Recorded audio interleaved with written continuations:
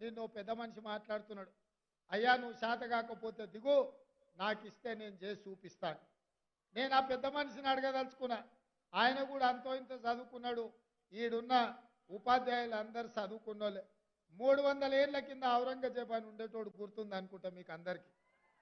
ఆ ఔరంగజేబు రాజు కావాలని రాజ్యం మేలాలని కోరుకుంటే ఆ అవకాశం తండ్రి అన్న ఇవ్వకపోతే తండ్రినేమో జైల్లో పెట్టిండు, అన్ననేమో ఊరేసి చంపిండు. అప్పటి నుంచి వెన్నుపోటుకు మారు పేరు ఔరంగజేబు అని ఇవాళ చరిత్రలో ఉన్నది. ఇవాళ హరీష్ రావు కూడా మరో ఔరంగజేబు అవతారం ఎత్తాల్సిందే తప్ప